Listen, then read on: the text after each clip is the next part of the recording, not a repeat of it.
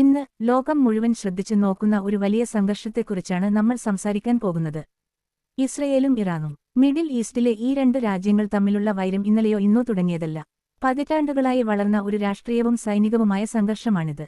ലോക രാഷ്ട്രീയത്തിലും സുരക്ഷയിലും വലിയ സ്വാധീനം ചെലുത്തുന്ന ഒരു പ്രശ്നം.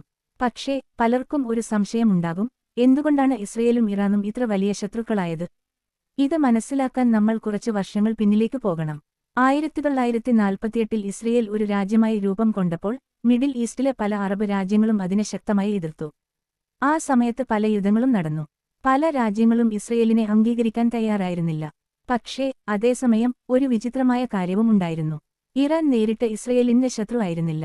1950കളിലും 60കളിലും ഇസ്രയേലും ഇറാനും തമ്മിൽ സാമ്പത്തികവും സൈനികവുമായ ബന്ധമുണ്ടായിരുന്നു. ഇറാനിൽ അന്നത്തെ ഭരണാധികാരി ആയിരുന്നു ഷാ മുഹമ്മദ് റസ പഹ്ലവി.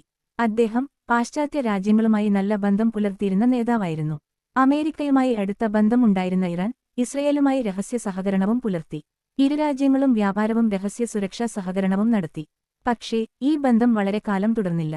ഇവിടെ ഒരു വലിയ മാറ്റം സംഭവിച്ചത് 1979ലാണ്. ആ വർഷം ഇറാനിൽ ഒരു വലിയ വിപ്ലവം നടന്നു.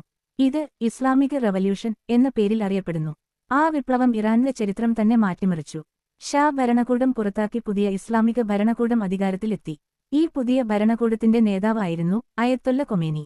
അദ്ദേഹം ഇസ്രയേലിനെ ശക്തമായി എതിർത്തു. ഇസ്രയേലിനെ അന്യായമായി രൂപം കൊണ്ട ഒരു രാജ്യം എന്നാണ് അദ്ദേഹം വിശേഷിപ്പിച്ചത്. അതുമുതൽ തന്നെയാണ് ഇസ്രയേലും ഇറാനും തമ്മിലുള്ള ബന്ധം പൂർണ്ണമായി തകർന്നത്. ഇരു രാജ്യങ്ങളും പരസ്പരം ശത്രുക്കളായി മാറി. പക്ഷേ അതിനുശേഷം പോലും അവർ നേരിട്ട് വലിയ യുദ്ധം നടത്തിയിട്ടില്ല. പകരം മറ്റൊരു രീതിയിൽ പോരാട്ടം ആരംഭിച്ചു. ഇത് പ്രോക്സി വാർ എന്നാണ് പറയുന്നത്. അതെന്താണ്? രണ്ട് രാജ്യങ്ങൾ നേരിട്ട് യുദ്ധം ചെയ്യാതെ മറ്റ് സംഘടനകളെ ഉപയോഗിച്ച് പോരാട്ടം നടത്തുന്നത്. ഇറാൻ മിഡിൽ ഈസ്റ്റിലെ ചില സംഘടനകൾക്ക് പിന്തുണ നൽകുന്നു എന്ന് ഇസ്രയേൽ ആരോപിക്കുന്നു. ഉദാഹരണത്തിന് ലെബനോണിലെ ഹിസ്ബുള്ള എന്ന സായുധ സംഘടന. ഇസ്രയേലിനെ എതിർക്കുന്ന ശക്തമായ ഒരു ഗ്രൂപ്പാണ് അത്. അതുപോലെ പാലസ്തീനിലെ ഹമാസ് എന്ന സംഘടനയും ഇസ്രയേലുമായി പലതവണ യുദ്ധം നടത്തിയിട്ടുണ്ട്. ഇസ്രയേൽ പറയുന്നത് ഈ സംഘടനകൾക്ക് ഇറാൻ സാമ്പത്തികവും സൈനികവുമായ സഹായം നൽകുന്നു എന്നാണ്. ഇത് കാരണം മിഡിൽ ഈസ്റ്റ് പല വർഷങ്ങളായി സ്ഥിരയില്ലാത്ത ഒരു മേഖലയായി മാറി. പക്ഷേ കഴിഞ്ഞ കുറച്ച് വർഷങ്ങളായി ഈ സംഘർഷം കൂടുതൽ അപകടകരമായ ഒരു നിലയിലേക്ക് നീങ്ങുകയാണ്. അതിന്റെ പ്രധാന കാരണം ഇറാന്റെ ആണവ പദ്ധതിയാണ്. ഇറാൻ പറയുന്നു തങ്ങളുടെ ആണവ പദ്ധതി സമാധാനപരമായ ആവശ്യങ്ങൾക്കാണ്. ഉദാഹരണത്തിന് വൈദ്യുതി ഉൽപ്പാദനം പോലുള്ള കാര്യങ്ങൾക്ക്. പക്ഷേ ഇസ്രയേൽ അതിനെ വിശ്വസിക്കുന്നില്ല. ഇസ്രയേൽ പറയുന്നത് ഇറാൻ രഹസ്യമായി ആണവ ആയുധം നിർമ്മിക്കാൻ ശ്രമിക്കുന്നു എന്നാണ്. ഇത് സത്യമാണെങ്കിൽ മിഡിൽ ഈസ്റ്റിലെ ശക്തിയുടെ സമതുലിതാവസ്ഥ മുഴുവനും മാറിപ്പോകും. കാരണം ആണവ ആയുധമുള്ള രാജ്യത്തെ ആക്രമിക്കുന്നത് വളരെ അപകടകരമാണ്. അതുകൊണ്ട് തന്നെ ഇസ്രയേൽ ഈ പദ്ധതിയെ വലിയ ഭീഷണിയായി കാണുന്നു. വർഷങ്ങളായി ഇസ്രയേൽ ഇറാന്റെ ആണവ പദ്ധതിയെ തടയാൻ ശ്രമിച്ചു. ചില റിപ്പോർട്ടുകൾ പറയുന്നത് ഇസ്രയേൽ ഇറാനിലെ ചില ആണവ ശാസ്ത്രജ്ഞരെ ലക്ഷ്യമിട്ട് ആക്രമണം നടത്തിയതായാണ്. അതുപോലെ ചില രഹസ്യ സൈബർ ആക്രമണങ്ങളും നടന്നതായി പറയപ്പെടുന്നു. ഇവയിൽ ഏറ്റവും പ്രശസ്തമായത് ഒരു വലിയ സൈബർ ആക്രമണമായിരുന്നു. ആ ആക്രമണം ഇറാന്റെ ആണവ സംവിധാനങ്ങളെ താൽക്കാലികമായി തകർത്തുവെന്നാണ് റിപ്പോർട്ടുകൾ. പക്ഷേ ഇതൊന്നും ഈ സംഘർഷം അവസാനിപ്പിച്ചില്ല. മറിച്ച് ഇരുവശത്തും സംശയവും വൈരാഗ്യവും കൂടുതൽ ശക്തമായി. പിന്നീട് ലോകത്തെ ഞെട്ടിച്ച മറ്റൊരു സംഭവം നടന്നു. ഇസ്രയേൽ ഇറാനിലെ ചില സൈനിക കേന്ദ്രങ്ങളെ ലക്ഷ്യമാക്കി ആക്രമണം നടത്തി. ഇതിന് മറുപടിയായി ഇറാൻ നിരവധി ഡ്രോണുകളും മിസൈലുകളും ഉപയോഗിച്ച് തിരിച്ചടിച്ചു. ഈ ആക്രമണങ്ങൾ മിഡിൽ ഈസ്റ്റിൽ വലിയ ആശങ്ക സൃഷ്ടിച്ചു.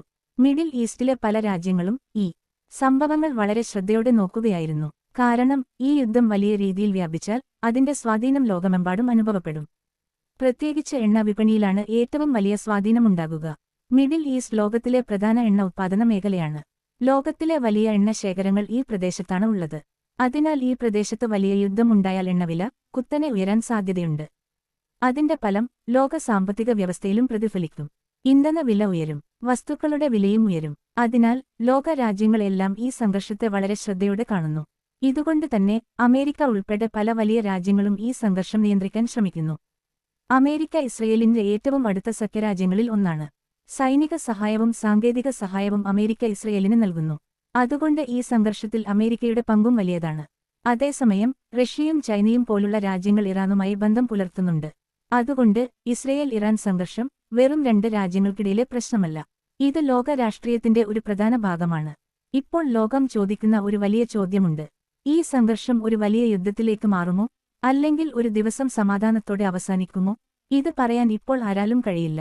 പക്ഷേ ഒരു കാര്യം ഉറപ്പാണ്. ഇസ്രയേലും ഇറാനും തമ്മിലുള്ള ഈ ശത്രുത ഇനിയും ലോക രാഷ്ട്രീയത്തിൽ വലിയ സ്വാധീനം ചെലുത്തും.